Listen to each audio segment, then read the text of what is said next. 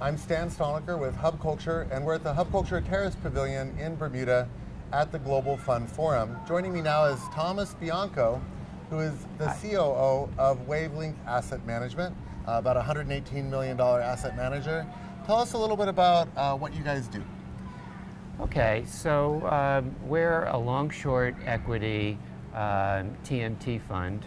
We're a little bit different than other funds in that we're telecommunications first, then media and technology. We're also different in that we're a low net, market neutral manager. So when people say low net, typically they'll say that they are, 30 to 60% net assets. We are under 3%, so we really are market neutral in that respect. TMT is super hot everywhere. Yes. Investors are, asking for it. The valuations really are through the roof. How do you guys find a good bet from not such a good bet? Well, there you go. There's another place that we're different than others in that most TMT funds, they buy growth and they short value. We're a value investor, so we go long value and we short growth. So we're inverted in that respect, and we have a three-part process that we go through. The first process is we look for things that everybody's left for dead. An example would be T-Mobile, when after Sprint had walked away from them, and everyone thought, well, there's no deal here, the valuations went straight down. We look for something that we have a different perception of. We call it variant perception. We look for a stock that's down and out, and then after that we say, okay, so what are the catalysts that could make this change? And we look for catalysts that are both fundamental as well as maybe some other series of catalysts that could do it. And the third thing we do is we actually assess what the crunch down asset value is. And so there, in fact, we find our value process. Tell us what crunch down means. Well, we'll take apart the company and we'll look at, what do they have in terms of cash on hand? What kind of cash are they generating? What kind of multiple of cash are they? So we'll really look at their assets. We'll put a valuation on, in the gaming group, for example, what are the games really worth? And we'll make a fundamental call as to what that value is. And then we'll look for catalysts that could change that viewpoint that everybody has as to why it should be down. We put a timing period on that.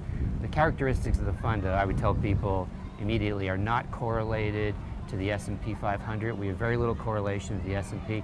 We have very little correlation to the technology, media, and telecom indexes. Because you're a value investor while everybody else is a growth investor? That's correct. That's correct. And if you look in our data, that's what comes up, and that's an unusual characteristic. Also, because we're market neutral, during the years we've been in, the months we've been in business, which is 27, there have been 8 down months in the S&P, and during those 8 down months we've outperformed the S&P by 260 basis points. Okay. And 7 of the 8 have been up for us. So.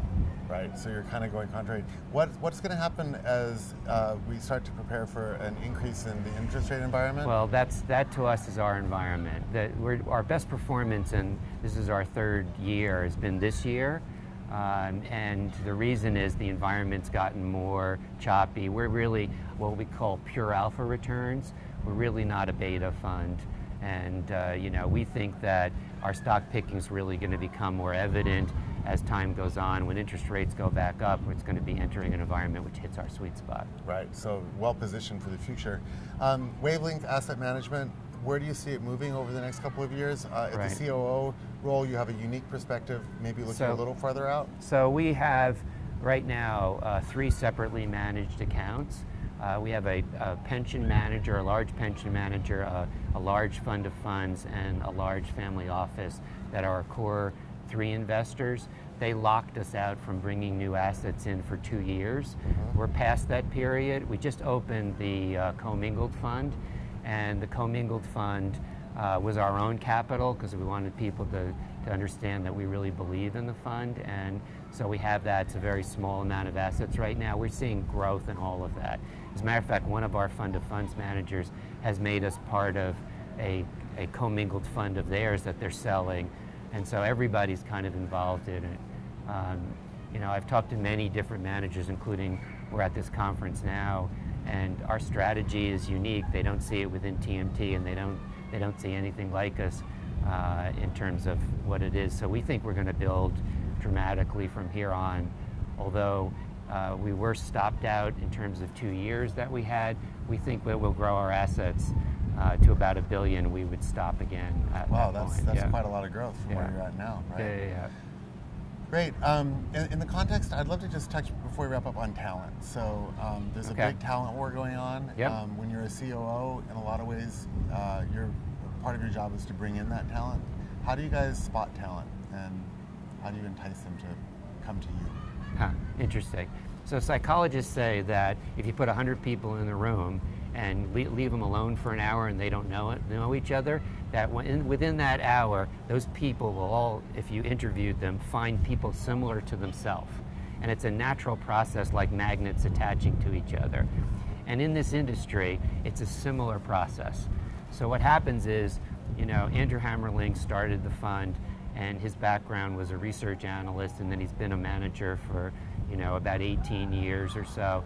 And so he is hooked up with Jim Moynihan, who was the research analyst and a competitor of his at Merrill Lynch, and then became a portfolio manager. So they're working together. They found a third person, and these people just tend to find each other within their networks of people. So we don't really see it as a constraint. We see that we're going to find people like ourselves within it, and we've been around a long time. I've been in the industry for 30 years. They've been in for 20 plus years, and we think that we'll find each other. So you have these networks already established. And we already have it, and as our assets grow, we have an organization plan that lays out where we're going to add people in what areas, and the important thing is that the magnets find each other and that it dynamically works, because in small groups, when it doesn't work, it's very disruptive. Right, fantastic.